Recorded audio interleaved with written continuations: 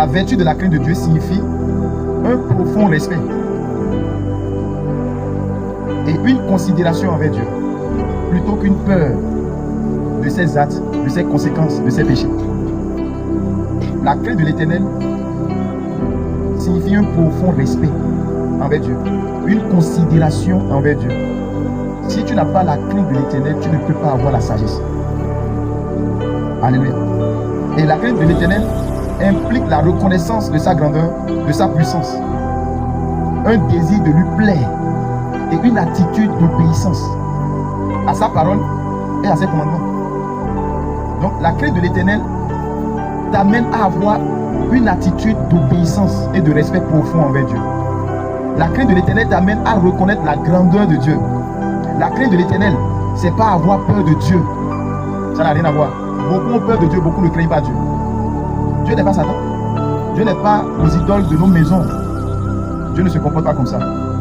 Dieu est amour et tout le monde doit se rapprocher de lui. Nous venons dans la maison de Dieu, nous n'avons aucun respect profond pour les commandements, pour les ordres. Nous n'avons aucun respect pour sa présence et nous voulons qu'il nous bénisse. La crainte de l'Éternel nous pousse à agir selon les voies de Dieu, à rechercher la paix et ne pas se compromettre dans le péché. La crainte de l'Éternel t'amène à ne pas aller à l'interdit. Tellement tu es prête, tu respectes Dieu, par amour pour lui, par respect pour lui, tu ne fais pas certaines choses. Tu refuses de te compromettre. Tous ceux qui ont peur de Dieu tombent dans le péché. C'est vrai que la crainte veut se mêler à la peur, mais ce n'est pas la peur. Non. La crainte de l'Éternel est le commencement de la sagesse. Proverbe chapitre 1, le verset 7, il dit quoi? Il dit, la crainte de l'Éternel est le commencement de la science. Les insensés méprisent la sagesse et l'instruction. Et quand quelqu'un veut avoir la sagesse, il doit avoir le fondement qu'on appelle la crainte. C'est de respecter, c'est d'obéir au commandement, à la parole de Dieu. C'est tout. C'est pour cela que vous allez voir toutes les personnes qui ne craignent pas Dieu n'évoluent pas, ne reçoivent pas la protection de Dieu. La Bible déclare dans son 34, je crois, l'ange de l'Éternel campe autour de ceux qui le craignent. Donc si tu veux avoir la protection de Dieu, il ne faut pas aller prier, Seigneur, donne-moi ta protection. Les anges te disent, il faut craindre Dieu. Est-ce que nous craignons Dieu? Si nous craignons Dieu, pourquoi ces regards d'injustice, de malveillance, de mépris envers les uns les autres en pleine présence? Les enfants d'Élie, le sacrificateur, n'ont pas craint Dieu. Voilà pourquoi ils sont morts. Ils ont désacralisé l'autel. C'est-à-dire, quand tu n'as pas la crainte de Dieu, tu ne respectes plus les choses sacrées de Dieu. Et les choses sacrées aujourd'hui de Dieu sont exposées. Un homme de Dieu est sacré. Un enfant de Dieu est sacré. Est-ce que tu sais que tu es sacré?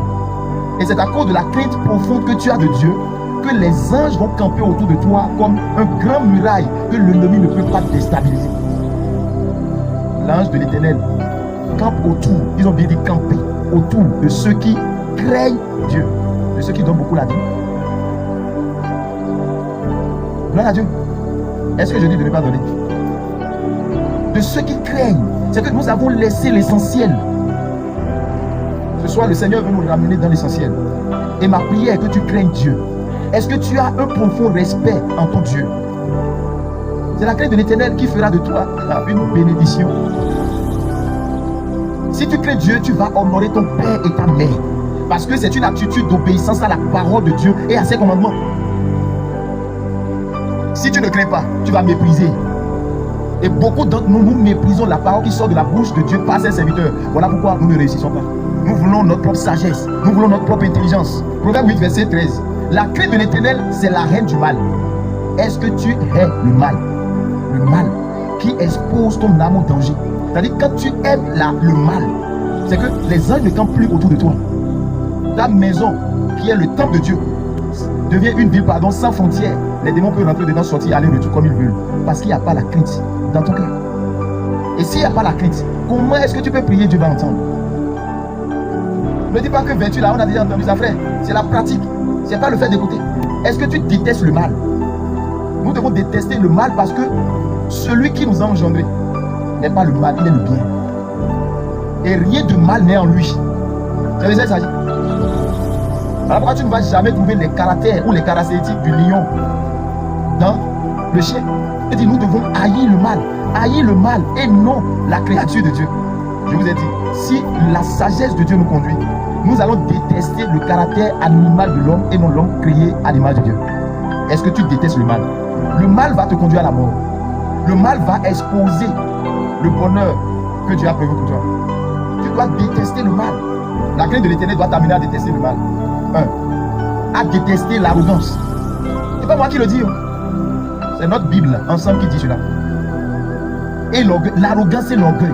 Il y a d'autres là. Ils entretiennent l'arrogance. C'est-à-dire, tellement ils ont professionnalisé l'arrogance. Et l'orgueil. Et nous nous conformons, nous nous soumettons, d'accord, au système de ce monde. Ce que Dieu nous déplore. Mais si tu crées Dieu, tu vas haïr l'orgueil. Tu seras humble. Parce que la vertu de la crainte engendre l'humilité, engendre l'amour, engendre l'obéissance. C'est-à-dire ça engendre plusieurs vertus. Gloire à Dieu. La crainte de l'Éternel va t'amener à détester la voie du mal.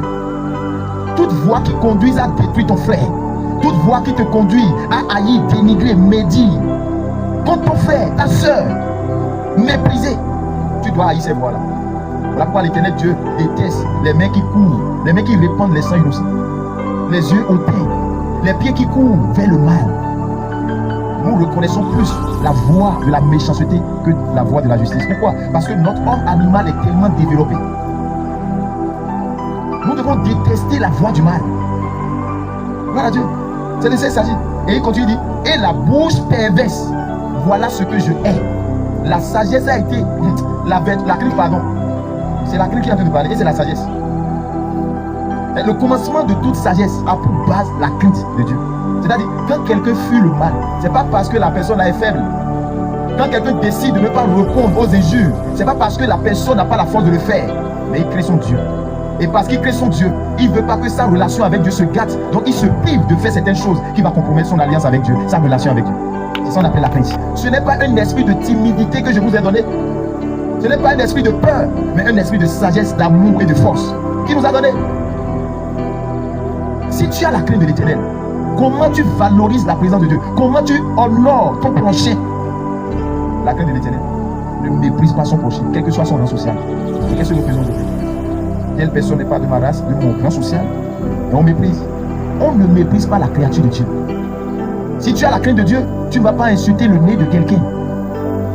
Que le nez soit comme chimpanzé, c'est le modèle de Dieu. Ce n'est pas ton problème. Nous insultons des gloires. Nous critiquons comme nous voulons. Parce que nous avons perdu la vertu de la crainte de Dieu. Aujourd'hui, les hommes de Dieu, on ne craint plus. Hein? Quand on dit homme de Dieu, que la personne soit catholique, prêtre, et que tu envoies le titre de Dieu sur lui, ou enfant de Dieu, catégorie par catégorie, tout ce que tu vois comme autorité en dignité, tu dois craindre à cause de Dieu. Est-ce que tu détestes l'orgueil? Ah, si tu ne détestes pas l'orgueil, c'est l'orgueil là, dans ta gloire, qui va te faire rechuter. D'abord, il faut l'haïr dès maintenant, tu es sage. C'est ce que Dieu nous demande. Est-ce que dans sa présence, ou en dehors de la présence de Dieu, tu as la crainte de Dieu? D'autres personnes, c'est quand ils écoutent qui font semblant d'écouter, et quand ils descendent en même temps. Il faut comme ça la parole de Dieu. Tu n'as pas de respect à la parole de Dieu et tu veux que cette parole te bénisse. Ça ne marchera pas. Est-ce que tu honores tes parents? Ou c'est pendant leur présence que tu les honores? Derrière eux, tu les méprises, tu les critiques. Celui qui a la crainte de Dieu n'osera même pas, derrière son père, lui manquer de respect. Que ça soit père biologique ou spirituel, ou une aînée, tout ce que vous voulez. La crainte de l'Éternel. Cette vertu, nous l'avons perdue. Voilà pourquoi les sorciers peuvent s'asseoir avec nous dans la communauté en train de prier et rien ne se passe. Là où il y a la crainte de Dieu, aucune ténèbre, aucune puissance des ténèbres ne peut franchir ta maison. Pourquoi? Parce que les anges de l'Éternel vont camper autour de ton business, autour de ton entreprise, autour de ta famille, autour de ton avenir. Et ton étoile est sécurisée parce que tu as la crainte de l'Éternel. Tu fuis l'orgueil. À peine Dieu te bénit, tu achètes voiture. Et c'est fini. Service d'accueil te dit, viens t'asseoir ici demain, non? Tu comprends un peu? Tu as déjà renversé la muraille. Les démons vont t'attaquer. On ne veille pas sur nos comportements, nos attitudes. Quand tu reçois les enseignements, comment tu les mets en pratique? Est-ce que nous avons la crainte de l'Éternel? Pendant la présence. Alors, je prie, je te rappelle. Dans la présence. Est-ce que tu peux décrocher un appel en présence du président quand tu es revenu avec lui? Ouais, nos attitudes, c'est ça qui fait qu'on n'est pas exaucé, bien aimé. On vient en retard comme on veut. Et on demande à Dieu, bénis-moi. On ne flatte pas Dieu. Il nous connaît. La présence de Dieu, regarde, si tu crains Dieu, ce que Dieu t'a fait, qu'est-ce qui t'empêche d'exprimer ta reconnaissance devant Dieu? Les gens me regardent. La voix dit, roule-toi par terre pour dire merci. Pour que la faveur te dise non. Les gens vont dire que je suis fou. Les gens vont dire que je suis fou. Si vous aimez votre mari, vous allez craindre votre mari parce que c'est une autorité. Si vous aimez votre femme, vous devez craindre votre femme parce que votre femme aussi est une autorité établie par Dieu. Et aujourd'hui, regarde avec mépris qu'on parle des serviteurs de Dieu aujourd'hui. On parle comme si c'est eux-mêmes qui ont formé la parole de Dieu. On ne se rappelle même plus que c'est des humains que Dieu a appelés. Dieu, lui là, il n'appelle pas les qualifiés, mais il qualifie ceux qu'il appelle. On veut prendre les serviteurs de Dieu comme des superman. Hein? Il a quitté le ventre d'une femme comme toi. Et aujourd'hui, regarde comment le diable et l'esprit du monde nous amènent à mépriser les hommes de Dieu. Mépriser les gloires. Ce que Dieu a établi pour notre bien-être. Regarde comment les traitent. C'est les voleurs de dîmes. Oh, ils ont rassemblé l'argent des fidèles pour s'enrichir. Ah, donc Dieu n'est pas capable d'enrichir son serviteur. Et ces mentalités pareilles font que nous ne sommes pas bénis. Et nous crions au matin, midi, soir. Un enfant de Dieu, je vous assure, si les sorciers du monde entier se lèvent contre lui, ils ne pourront pas. Parce que les anges de Dieu campent autour de lui. Il n'y a même pas une fissure où la flèche qui vole en plein jour ou en plein midi va l'atteindre. Voilà pourquoi Jésus a dit, si vous êtes une pierre sur laquelle personne ne peut heurter, personne. Tout ça à la cause de la vertu de la crainte de Dieu. Tu cherches la protection, tu cherches la main puissante de Dieu, crains l'Éternel. Il faut haïr le mal, déteste l'orgueil, déteste l'arrogance, fuis la voie du mal, ne critique plus, ne rentre pas dans les associations de critiques des hommes de Dieu. De tes frères, de tes soeurs, ne te moque pas de ton frère qui ne s'est pas encore marié, ne te moque pas de ta soeur qui n'a pas encore eu d'enfant, ne te moque pas de ton frère qui n'a pas encore été élevé en dignité. Crains l'Éternel, crains l'Éternel, crains l'Éternel. Et dans certains lieux, il y a des partenaires bien habillés quelque part. Les pauvres, c'est ici. Dans mon royaume, il n'en est pas ainsi. Oh, les sorciers m'ont attaqué. Pourquoi? Parce que la murette de protection n'est pas autour de toi. Ça voudra simplement dire que la vertu de la crainte t'a quitté. Crains Dieu, fuis le mal. Fais toujours le bien. C'est ça les vertus. Et tu verras, personne ne peut toucher à ton business. Il cogne, il verra Dieu. S'il fait erreur que tu tombes sur lui, il sera écrasé. Il dit, si quelqu'un cogne une pierre que vous êtes, que je suis en vous, la personne sera écrasée. Les anges qui campent autour de toi, c'est les anges de la défense. C'est les anges de la défense et du combat. Ils font ton affaire. Et toi, pendant ce temps, tu es dans les mains du roi des rois, le Seigneur des seigneurs, en train de te reposer.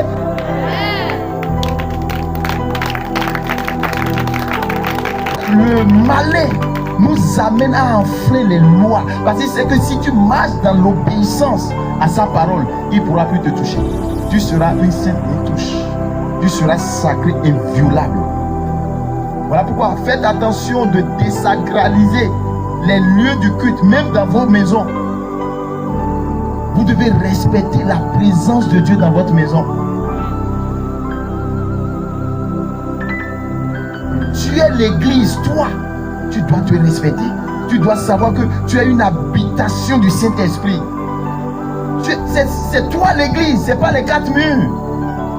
Tous les lieux où vous ne respectez pas, vous ne craignez pas les serviteurs de Dieu. L'onction là n'est pas favorable à vous. L'onction là ne vous bénit pas. Oh, on l'a vu, hein? Il a acheté puissance de son père. Mais toi, tu es là, qu'est-ce que tu dis? Celui qui a acheté puissance du diable viendra t'enseigner la clé de Dieu. Tout c'est vous et où? Tout c'est vous et où? Le diable a volé. Mais pourquoi tu ne manges pas par le nez? Craignons Dieu. Craignons les autorités. Honorons nos pères et nos mères. Respectons l'hiérarchie. telle est la volonté de Dieu pour tous. Des enfants de Dieu qui ne sont pas conscients que le Dieu Tout-Puissant qui a créé les cieux et la terre, à travers le sacrifice de son Père, de son Fils Jésus, est venu faire une habitation dans leur corps. Et ils méprisent Dieu. Ils prennent leur bouche pour dire n'importe quoi. Ils prennent leurs oreilles pour écouter n'importe quoi. Ils prennent leurs yeux pour convoiter tout. Ils prennent leurs pieds pour courir mal. Ne craignent pas Dieu. Et voilà pourquoi la maladie rentre dans nos corps. Tu vas à l'hôpital, on opère, on fait des analyses, on ne trouve rien. Pourtant tu portes le titre chrétien. Chrétien la nuit entière. Alléluia. Arrête de s'associer avec des personnes qui n'ont pas l'esprit de Dieu, qui ne comprennent pas le langage du royaume des cieux. C'est à nous de les coloniser. C'est à nous de les épater. Mais force est de constater aujourd'hui, par manque de cette vertu-là, c'est le monde qui nous corrompt. C'est le monde qui nous donne des attitudes à adopter. Et on les copie. On est séduit par l'esprit du monde. Pourquoi? Parce que la crainte de l'Éternel s'est envolée de l'église, de notre vie. Quand on parle d'église, si je te parle de l'église, pense à toi. C'est toi qui es l'église. Et Jésus veut te reprendre au dernier jour. Donc, si la crainte de l'Éternel est le commencement de la sagesse, la sagesse, la vertu de la sagesse, elle est une qualité divine, parfaite et absolue, distincte de la sagesse humaine, dont le fondement est la crainte de Dieu. Donc, le fondement de la sagesse de Dieu, là, de la vertu de la sagesse, c'est le fondement. C'est la crainte, de Dieu. La vertu de la sagesse est une qualité divine parfaite. Elle n'a pas de problème. Alléluia. C'est pourquoi dans Jacques chapitre 3, le verset 17, il dit que la sagesse qui vient d'en haut est premièrement pure, sans hypocrisie, modérée, recherchant toujours la paix, la justice. La sagesse, c'est obéir. Donc celui qui fuit le mal, Dieu dit telle personne est sage. La sagesse humaine a pour source l'homme animal. Et la sagesse d'en haut a pour source l'homme spirituel. Voilà pourquoi dans le livre de 1 Corinthiens chapitre 2, le verset 13 à 14 ou à 16, il dit: et nous en parlons non avec des discours qu'enseigne la sagesse humaine, mais avec ceux qu'enseigne l'esprit, employant un langage spirituel pour les choses spirituelles. Mais l'homme animal ne reçoit pas les choses de l'esprit de Dieu, car elles sont une folie pour lui. Et il ne peut pas les connaître, parce que c'est spirituellement qu'on en juge. L'homme spirituel, au contraire, juge de tout. Il n'est lui-même jugé par personne. Alléluia. Parce que l'homme animal là, ne peut pas accepter qu'on lui fasse du mal. Il dit je pardonne. Il doit rétorquer. Il doit répondre. Qui? Moi je ne sais pas péter. Gloire à Dieu. La sagesse qui vient d'en haut est modérée.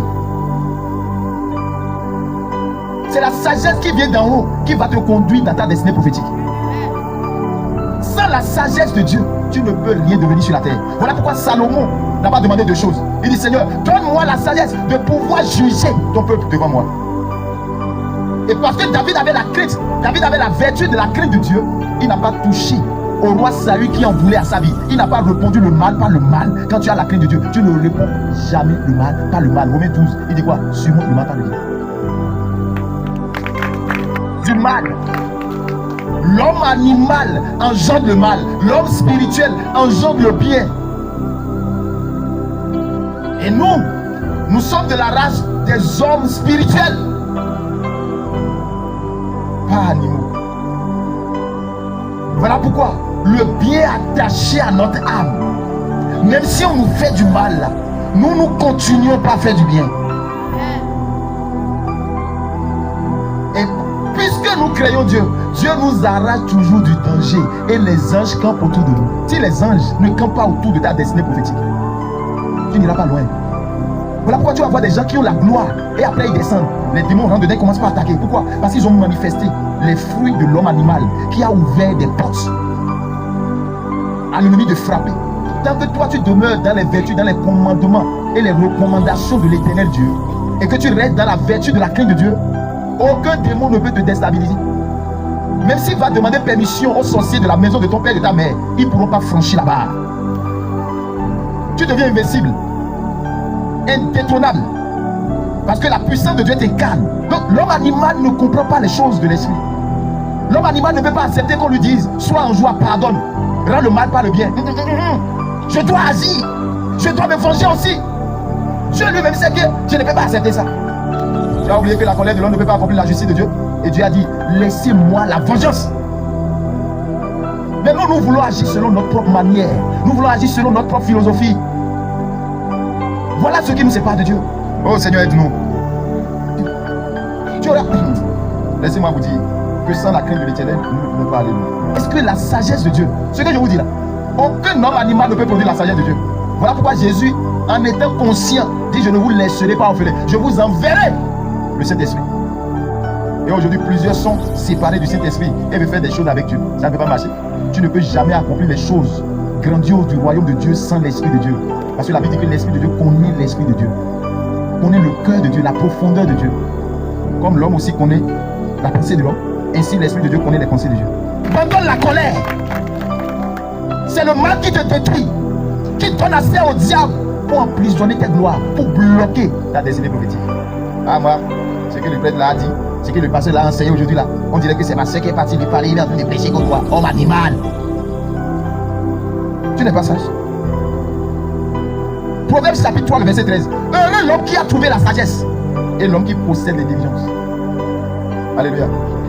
Car le gain qu'elle procure est préférable à celui de l'argent. Et le profit qu'on en tire vaut mieux que l'or. Elle est plus précieuse que les peines. Elle a plus de valeur que tous les objets de prix. La sagesse. Est-ce que tu poursuis la sagesse? Est-ce que tu recherches vraiment la sagesse? Celui qui est sage abandonne la vengeance. Celui qui est sage abandonne les voies perfides.